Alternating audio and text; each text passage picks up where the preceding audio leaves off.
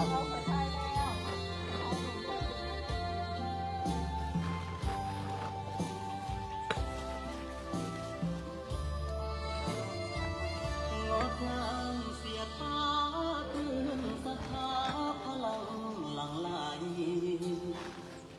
ูกมากราบไหว้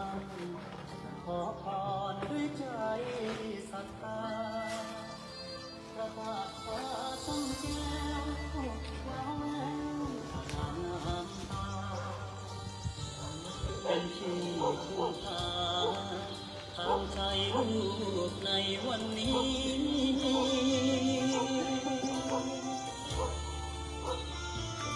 ก้มลงกราบไหว้พระพุทธเจ้าห้าพระองค์ตั้งเจตจำนงจะยึดมั่นในคุณความดีของสิ่งศักดิ์สิทธิ์อิทธิฤทธิ์พระบารมีผลบุญกุศลความดีที่ลูกสร้างนำทางสองครับก็ขอขอบคุณกับคุณคุณพ่อคุณแม่ทุกท่านนะครับที่ได้ร่วมทำบุญน้ำกันมื้อนี้นะครับเนาะก็ขอขอบคุณก็ให้คุณพ่อคุณแม่จงมีแต่ความสุขความเจริญอีกทีหนึ่งประการใดก็ขอให้ได้สมความมุ่งมั่นปรารถนาด้วยเลยคิดเงินก็เจ้าได้เงินคิดทองก็เจ้าได้ทองเงินไหลน้องทองไหลมาเงินแสนเข้าสู่บ้านเงินล้านเข้าสู่เงินทุกหวัดได้แม่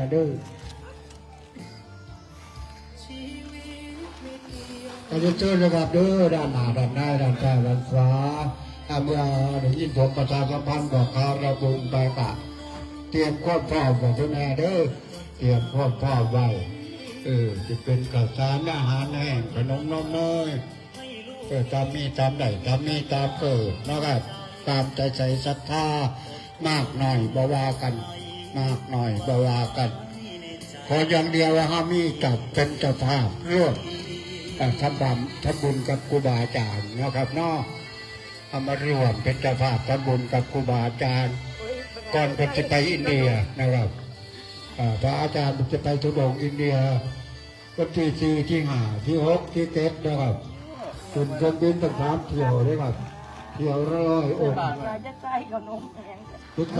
องค์นะครับคนที่ไปอินเดียจะหลีทุดงอินเดียนะครับจะเริ่มไปวันที่5แล้วคุณแม่ด้วยคุณก็มาประชาสัมพันธ์บอกข่าวระบุญคุณพ่อคุณแม่เอาเด็กสาวนะครับน้อง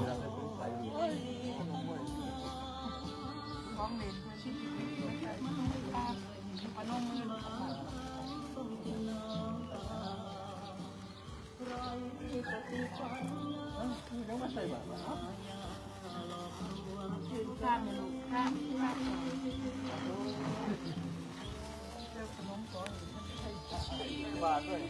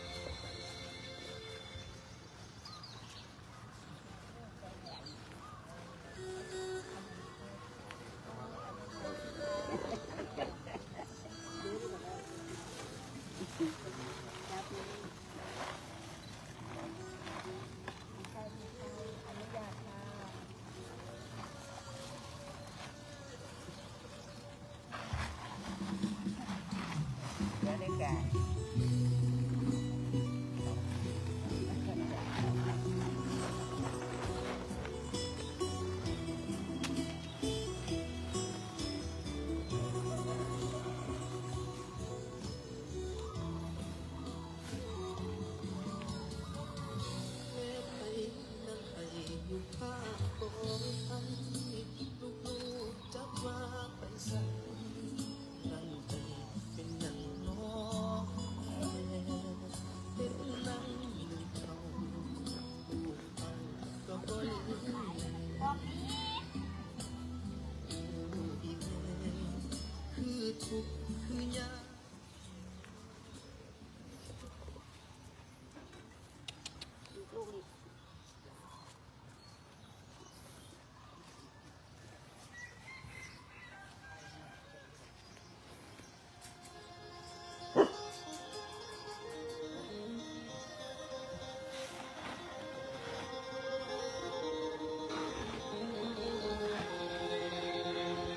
พี่น้องเอ๋ยเพิ่นว่าน้อกำมือกำที่เฮาเคยสาหมอบทางที่กาคิดด้วยใจทำด้วยกาย แล้วว่าจากที่ว่าเว้าโอ้ยกำนันที่พอเป็นคนเอ่ยคนเอ้ยน้อ เดี๋ยวไม่ลองเลยเกิดมัน คนเฮา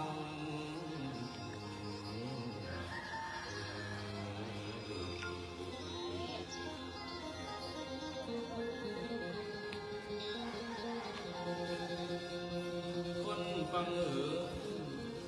คนผู้เห็นชอบได้ต้องถึงตัวในตัวนี้และเห็นดีในตัวเขาเสือกำกระทำด้วย การขนขวยเพื่อตนนั่นที่สำคัญประกอบอยู่หาแม่ดีมอบเอาสินนั่นเอารักษา เอาแต่เพียงสินหาศึกษาเบิ่งในตนยึดเหตุผลสิ่งก็คือตามสินนั้นสินสำคัญแต่ละข้อรักษาพ่อตลอดอยู่สินในตนมีให้หูว่าดีนั่นเกิดแต่เฮาดีด้วยศีลเป็นคนดีที่ทำท่านเจ้าคนพบและปัญจหลีกให้เว้นสารพัดหาประการด้วยและสิ่งยังนำช่วยให้โคข้าเลิศลิงสุขจีดีทิ้งเกิดแก่ห้องบาทีบ่ล้อตาตาขึ้นใจชาตินี้ขอให้มีสิ่งไว้ขอให้งามทั้งหลาย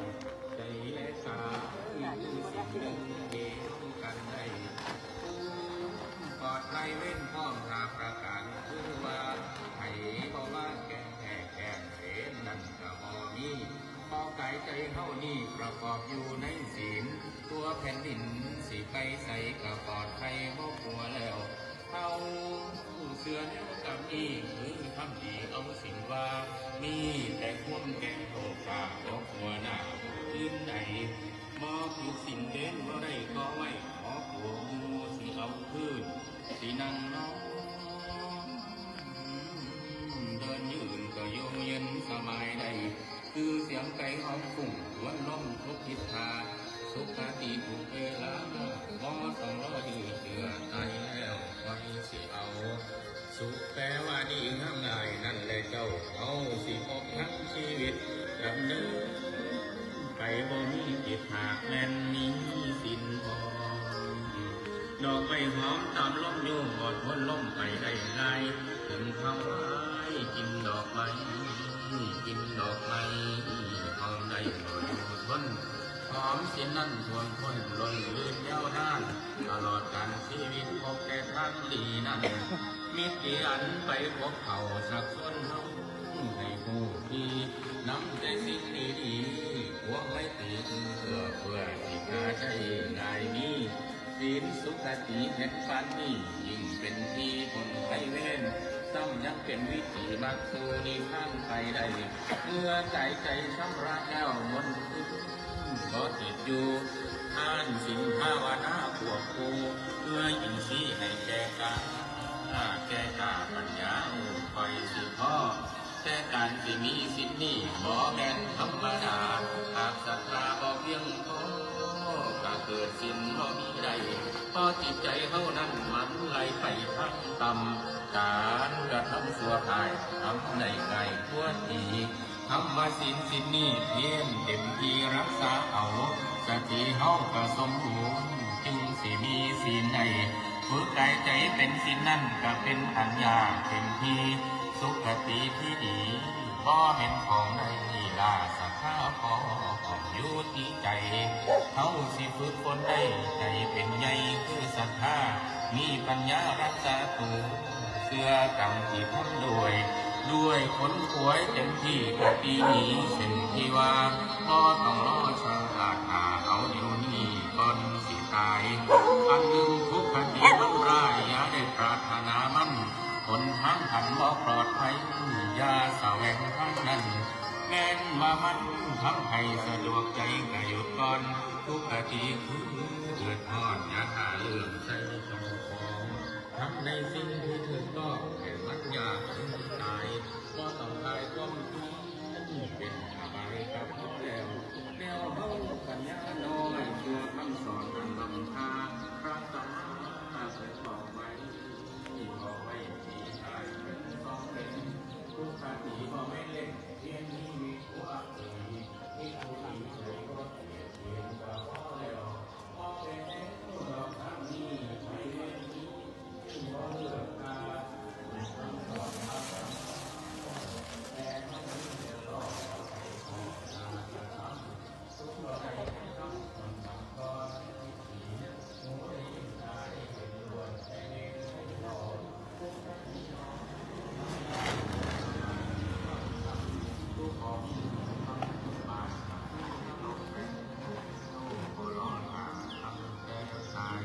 ปฏิในชีวิตพบแต่สิ่งไม่ได้ตัวนี้อยู่นั่งกันบ่เป็นนั่นวางใจกะทิไปบ่ดีแล้วบ่มีแล้วประกันได้ให้วางใจทั้งสองฟังหรือบ่มีอาจารย์ ก็ขอบคุณ เมื่อเกิดความยากได้ ขอบคุณพ่อคุณแม่ ลูกและหลาน ก็ลูกทุกท่านนะครับเนาะที่จะร่วมสร้างบุญกันนะครับเนาะ หมายได้ทุกทีบนทางชีวิตนี้พันตัวเจ้าของการนำตนไปถือต้องหรือไปสู่สุขติศีลทานภาวนาสมาธิประกอบเองเอาได้ศีลธรรมใดทั้งหมดนี้เป็นของฟรีแต่ลำค่าเป็นคำสอนพระสัมมาศาสนาของพระพุทธเจ้าเหมือนมีไว้ให้แก่เฮาพุทธมนต์ทุกคำเศร้าเข้าจงภาวนาที่รักษาจิตตนต่อให้คนไปข้างหน่อยหรือยังน้อยจุดโทษจุดเอ่ยเอาไปเพื่อเอาใกล้ถ้าทำให้ทางสบายอันหนึ่งเขาเลือกเกิดเพียงได้จากทุกชาติยังนี้ถ้าดีก็เกิดงามพบสบายสูงสันมีสวรรค์เป็นหวังได้ทรงใจเฮาทุกทาเข้าถึงมุมเทวดาเพราะสิ่งนี้อยู่แล้วประกันได้แน่นอนอยากเกิดพบที่ฮอนกับว่ายากคือกันทำกรรมอันผิดศีลก็เกิดให้อบายแก่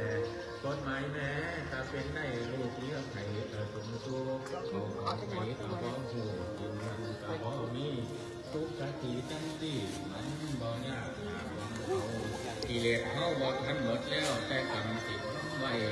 ยังเป็นไปบ่หมดเพื่อกรรมเฮาทำเอาอยู่เพื่อว่ากรรมแล้วไปโง่สลายเล่นแมนบ่มีด้วยเหตุที่ถ้ากรรมชั่วสนองเฮาพวกมันเขาทำลายบ่สบายเฮาได้จึงทำกรรมนี้ไว้เว้นให้เอาพอสุขติบ่เดือดร้อนคนใดแก่นเฮ็ดเอาสุคนเดิน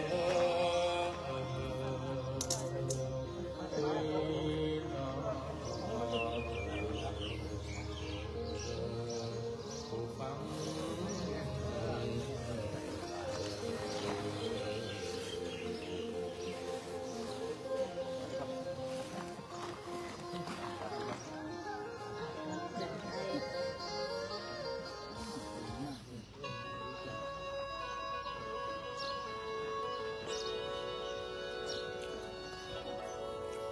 ลูกทำมือตานี่เตรียมจากเพียงน้าน้อยผู้กำพ้องอยู่บ้านป่าทำแรงมาคิดถึงลูกผูกมันผูกวันบ่ห่างไกล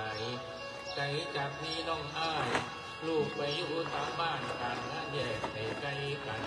พอบ่ทันเขาขอเพื่อกำลังคนใดสอนแค่หูจักกินหูจักใส่มายันเพื่อหน้าที่การงานเพียงโตโตนี้โตโตเรื่องตัวดีบอกแค่นี้ให้เบิ่งทำในสังคมผู้ทำตัวเหมาะสมมุ่งทนกันย่อก็ต้องลองอีให้ใจขายไปทดสอบคำตอบมีอยู่แล้วดีชั่วให้เบิ่งเอาผู้สูบยากินเหล้าเอาทุกอย่างการพนันสารพันสิ่งเสพติดชีวิตเขาก็เห็นได้ผู้เขาเป็นบ้าไปดมกาวก็เห็นอยู่ลูกมีตาอาศีหูลูกมีตาอาศีหูเห็นได้อยู่ทั่วไปผู้กันดีก็เห็นได้เรียนเก่งขยันหามีวิชาติดตัวเพิ่มตนเองในผู้รักษาผู้จักใช้พอเพียงบอกเกินขาดผู้ฉลาดเป็นผู้ดีให้ในเมืองเอานี่คือพ่อสอนเจ้าเคยบอกเราเสมอมาการรักษาตัวเองอยู่ที่เขาดูแลไว้โทษทุกข์ภัยในโลกนี้มันมากอยู่หลายแห่งพ่อและแม่บ่อาจปกป้องได้ไปหน้าไม่เพิ่งตนแม่นยังมันก็หนีบ่พ้นวนเวียนอยู่ในสังคมการทำตัวให้เหมาะสมมาตรฐานบ่มีไว้ตั้งจิตใจไปคนกำไผกระทำคนละอย่างโลกที่ไผบ่สร้างให้ดีได้ตลอดไปพอนี่ปล่อยลูกให้เผชิญโลกกำลังทั้งบ่มีพอกำลังเพิ่มตนเองบ่ทันใดคือพอปล่อยลูกไว้ลอยทะเลพายุปันจะเหมือนลูกพอนั่งในดงเนื้อปากเสือพอนั่นคิดลูกเมื่อว่าลูกอยู่เดียวได้เสียงถูกให้เอาเองขอห่วงไหลคือแนวนี้ทุกคนมีกิเลสแล้วเป็นทะเลบ่มีฟังกิเลสลูกนั้นก็ยังเฝ้าเล้าก็บ่ได้ก็ตามให้ผู้เจ้าของกิเลสที่กิเลสนอกทั้งสองฝั่งผัวเมียพอหักเที่ยวหัวใจเมื่อยแท้สงสารแก่พอที่บอกแนวแก่ระวังตกเส้นส่วนใหญ่ราคะโทสะโมหะสัตว์อยู่ในใจเอานั่นเอาอีกโกสุคนการ ครับขอขอบคุณครับคุณพ่อคุณแม่ทุกท่านเนาะครับเนาะที่ได้ร่วมทำบุญนับกันในเช้ามื้อนี้เนาะครับเนาะขอให้คุณพ่อคุณแม่เฮาจงมีแต่ความสุขความเจริญจริงหนึ่งประการใดก็ขอให้ได้สมความมุ่งมั่นปรารถนาเด้อแม่เด้อเจ้ามีอายุวันนั่งสุขังพลังอายุนั่นก็ให้ยืนยาวมันพันปีอย่าได้ขาดเด้อแม่เด้อ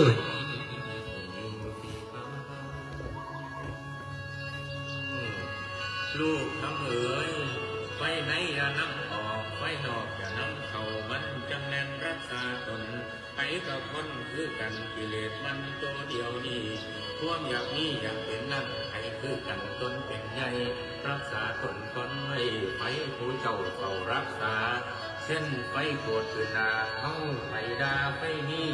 ไฟตีทำลังผู้อื่นเขาเอาไว้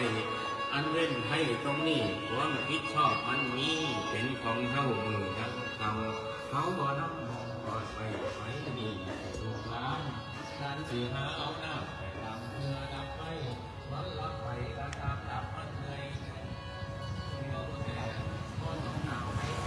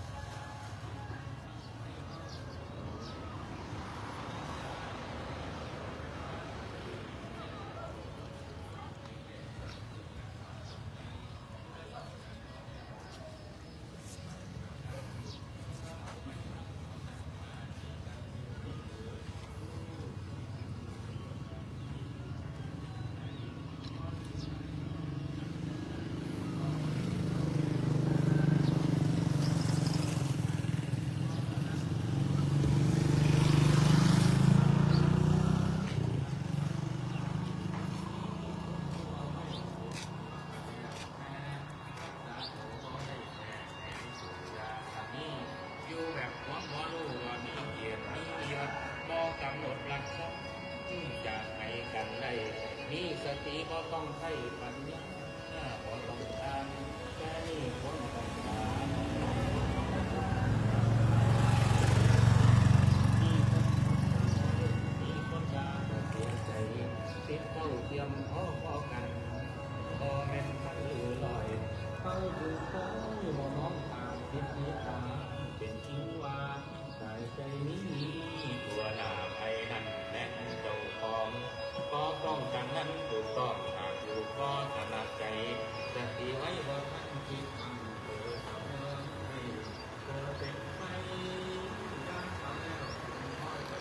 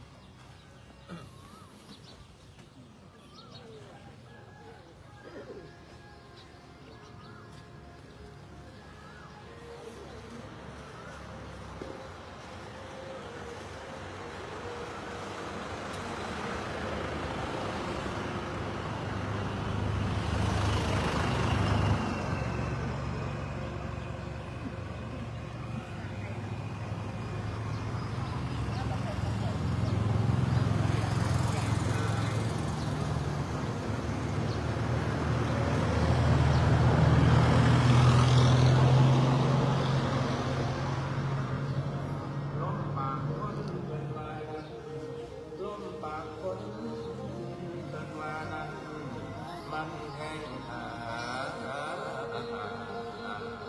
ยปวงสายนั้นที่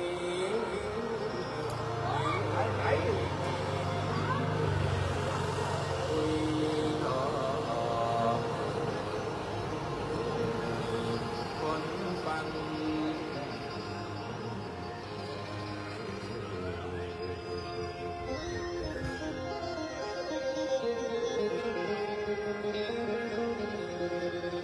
คนฟังเหิน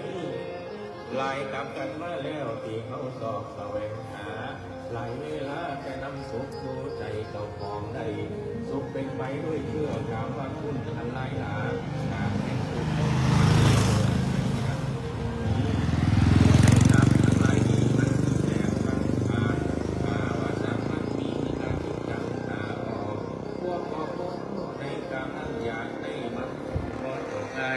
ได้มาแล้วการทุกข์หลายยากเขาแดนยากลาดแก่งทุกข์เล่นเศร้าเฝ้ารักษามันคือหมาคาบเนื้อในปากบ่ทันคืนทำบ่ยืนคื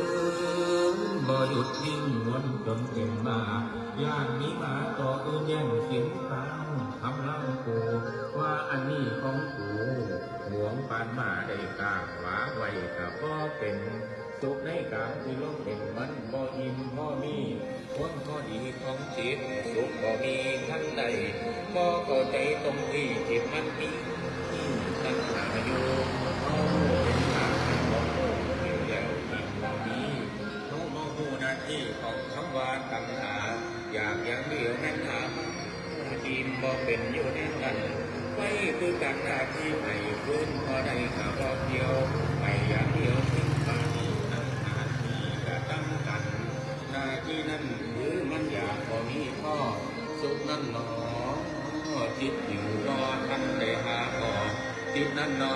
ต้องการแค่สุขสิ่งบ่ยิ่งพ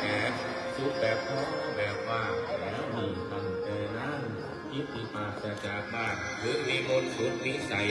กิเลสในบ่นำมาสู่วิถีทางนี้มีแต่มันสิทำให้จิตไหลตามกิเลสนั่นคือเหตุของทุกข์แท้ตามแก่บ่เศร้าจิตที่มันใส่เขาอาศัยบ้านคือปัญหาหลายเวลาหิวสุขเที่ยวแสวงเล่นเศร้าแก้หาเป็นแม่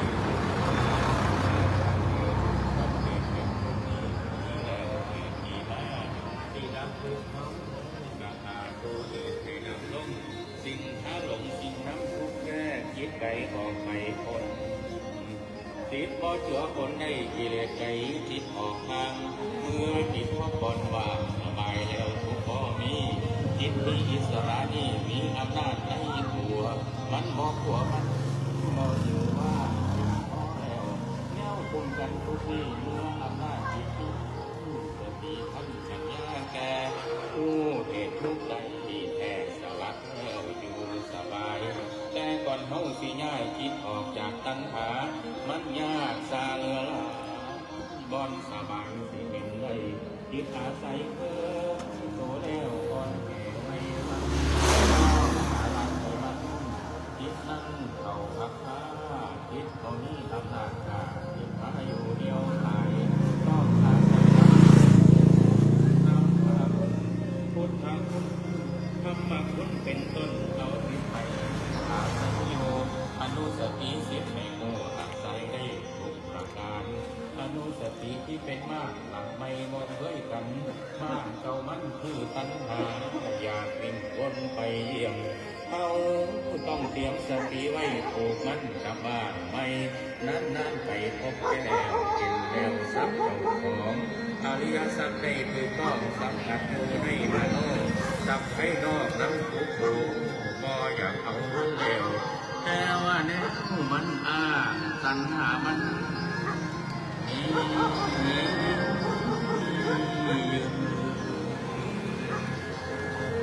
เขาพร้อมหลงอยู่ทุกเมื่อโอ้ยนี่ไทยอยากอีลีคนฟังโอ้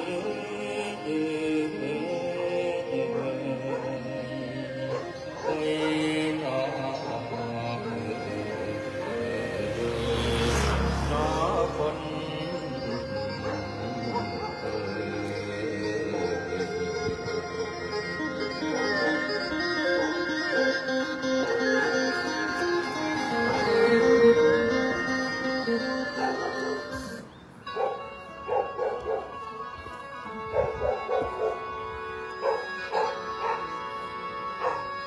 คนเฮาหลายคนก็หลายใส่หลายใจหลายกิเลสแผดอุ่นไว้ไปตัวบ้านคนบ่อยบ่เงินหันมาฟัง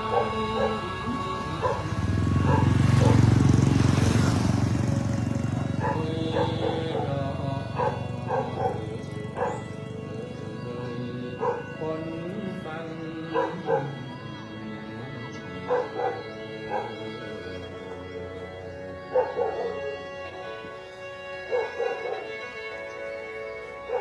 ผู้ฟัง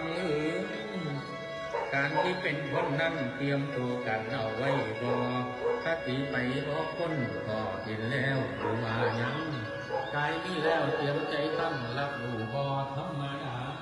ท่านแก่มาเตรียมตัวเพื่อเจ้าของอยู่ในสับให้ดอกมีพอดให้สับให้นั้นมีบ่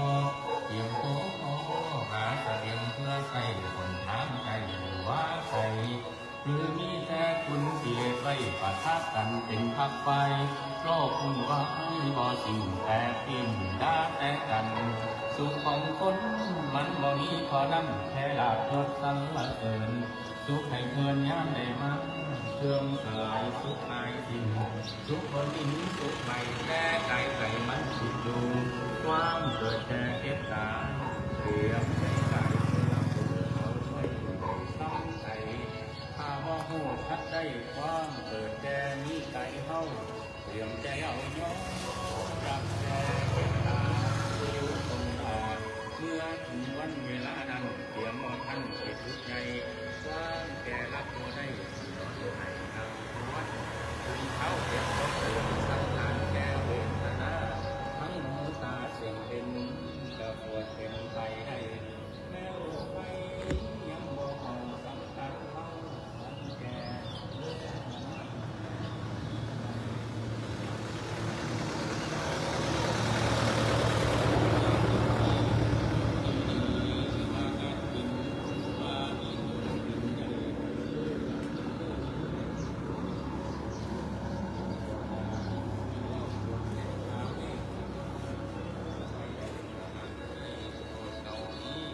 โดยเฉพาะเทคนิคกายไปที่ข้อละหน้า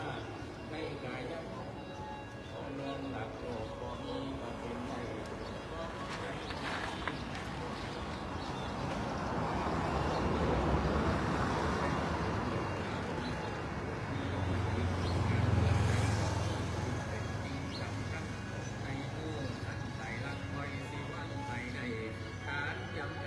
แก้ให้เตรียมขัดเอาไว้ไกลแค่อยู่ทุกเมื่อกินซีรีเลี้ยงหาสักไม้นอกไว้ฝ่าก่อนแรงงอนบอดทันการผู้ประมันพอดีทรัพย์สินที่หาได้ผู้จักกินผู้จักให้กินแลกเอาไว้เมื่อและถึงตัวเพื่อนบ้านบุญน้ำแค่กะเป็นเอาหามาหลายไปเลี้ยงเขากับกิเลสตัวนี้พ่อแกมาโน้จังคิดท่านหนักแม่นสายสาแล้วตอนกำลังคล่องแคล่วฝึกตนทำได้ง่ายจำปายาทั้งใจกายหูตาดีกินสีให้ทำได้สะดวกดีธรรมดาหูเป็นที่เขาช่องแรกเห็นท่านทำมางันใส่ตาเบิ่งแยงพันหน้าหูแกว่าหูตานั่นมันบอดีที่ตาแม่บออาจแก้ไขเราแก้วกันพ่อ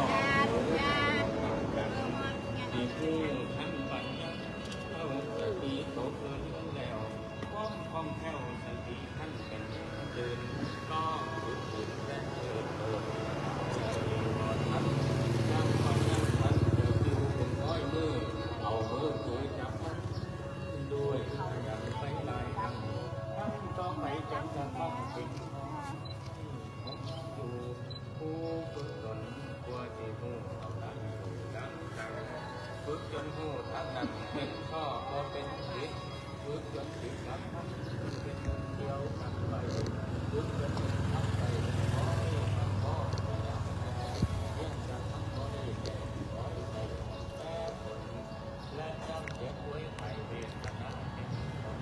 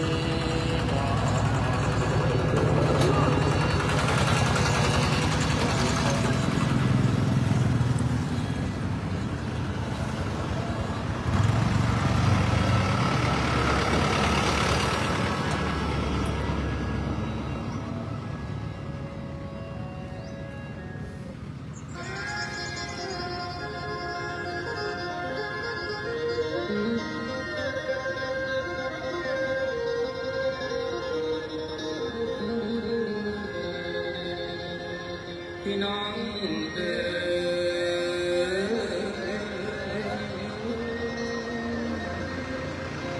สาวนาให้แต่ข้าวดีมีแต่ไข่กับข้าธรรมชาติเอาคนให้มา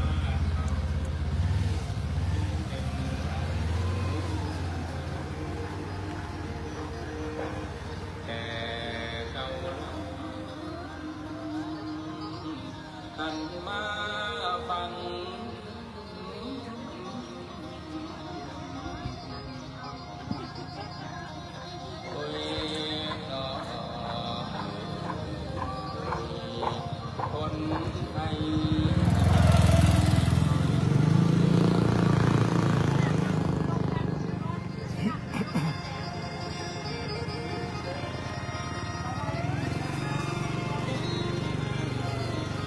ฟังปัจจุบันอนาคตข้างหน้าเช้าหน้านำหัวหมุนญี่ปุ่นทำกล้วยเล็กเก็บดินเป็นคนตาเข้าเช้าหน้ากะหันย้วยไปลงของญี่ปุ่นคุณก็เกี่ยวกับบ่ได้คุณก็เกี่ยวกับบ่ได้มันยิ่งยากกับบ่เป็นระวังเด้อป่วยญี่ปุ่นสิพาเส้นโดนควรล้มสาให้เตรียมหาเงินสำราญมาคาโดนลงน้ำป่วยงามเฮ้ยกินยาพากันผ่าลาปล่อยแก่ผ้าไทยให้ย่อยแก่ผ้าไทยให้ย่อยเขาโยนเขาใส่ไฟยุคโลกาสมัยนี้มันมีปนหลายปัญหาการทำนาต้องลงทุนคิด ครับขอขอบคุณขอบคุณพ่อคุณแม่ที่กระโดดทุกท่านนะครับเนาะที่ได้ร่วมทำบุญใส่บาตรในเช้าวันนี้เนาะผมก็ขอขอบคุณขอบคุณหลายๆที่ได้เป็นเจ้าภาพร่วมทำบุญใส่บาตรน้ำกันนะครับเนาะกับครูบาอาจารย์ก็เรียนเชิญแล้วครับเด้อคุณพ่อคุณแม่อยู่ด้านนอกด้านในด้านซ้ายด้านขวาเมื่อได้ยินผมประชาสัมพันธ์บอกข่าวระบุญไปกะเตรียมความพร้อมไว้ด้วยครับเด้อช่วงนี้ครูบาอาจารย์กำลังมาพอดีเรียนเชิญนะครับเด้อเรียนเชิญมาร่วมเอามุโมทนาบุญน้ำกันก่อนพระอาจารย์ที่ไปอินเดียนะครับไปจารีตลงอินเดียในวันที่5ที่6ที่7นะครับพระอาจารย์เป็นจะไป3 ลำเรือบินนะครับ3 เครื่องละ100 องค์นะครับเป็นจะไปเป็นจุด3 มื้อนะครับ3 มื้อ3 วันละ100 องค์นะครับก็เพิ่นก็เลยมาประชาสัมพันธ์บอกข่าวเราเก่งที่ให้น้องฟังนะครับเนาะให้คุณพ่อคุณแม่ได้ฟังได้ยินน้ำกันว่าก่อนที่ไปอินเดียเพิ่นก็เลยคือหอดพ่อหอดแม่ทั้งพี่นะครับคือหอดจากที่ทำก็เลยเอาบุญมาต่อเอาบุญมาฝากพระกรก่อนที่ไปอินเดียนะครับก็เลยให้คุณพ่อคุณแม่ได้ร่วมทำบุญน้ำกันนะครับในเช้ามื้อนี้นะครับขอเรียนเชิญนะครับเด้อคุณพ่อคุณแม่เฮาที่อยู่ไกลเมื่อนี้ผมประชาสัมพันธ์ไปก็เรียนเชิญเจริญศรัทธามาร่วมทำบุญใส่บาตรน้ำกันนะครับเนาะตรงนี้พระอาจารย์กำลังมาพอดี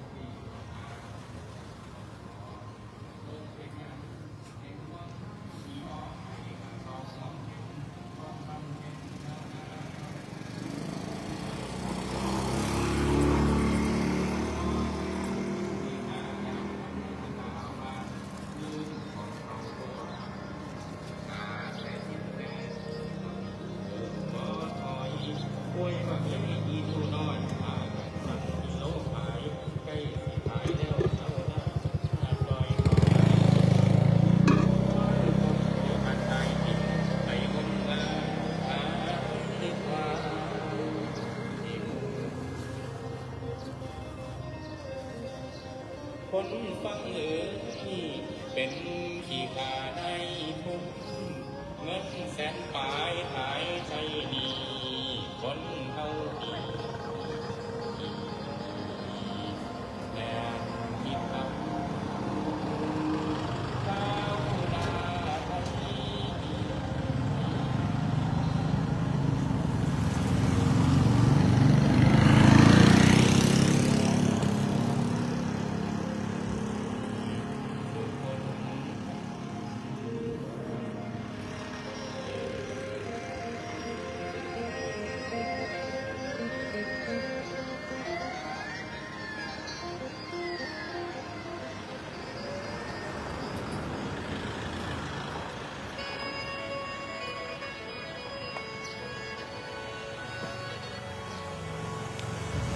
ตลาดบุญด้วยกันเนาะมีที่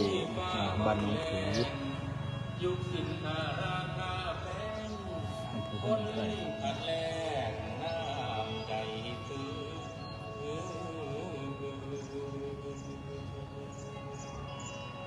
ลืมคำสอนของพระเจ้านำไปเว้าบ่เป็นทางบางคนดอก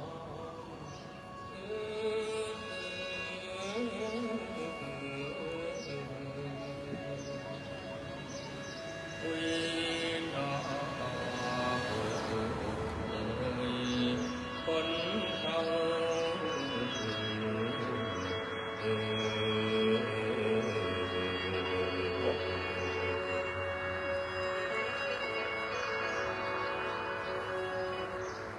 พี่น้องเอ๋ย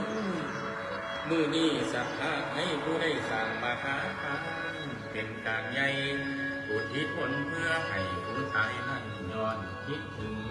เป็นความหักอันลึกซึ้งบ่มีสิ่ง อนุโมทนาบุญกับพี่น้องชาวบ้านหนองผือตำที่สิงโพชัยอำเภอพนมไพรชาวของวันนี้มีส่วนของบุญมีส่วนของธรรมทุกท่านทุกคนชาวของวันนี้ ฟังเดือพวกแม่ป้าทั้งหมด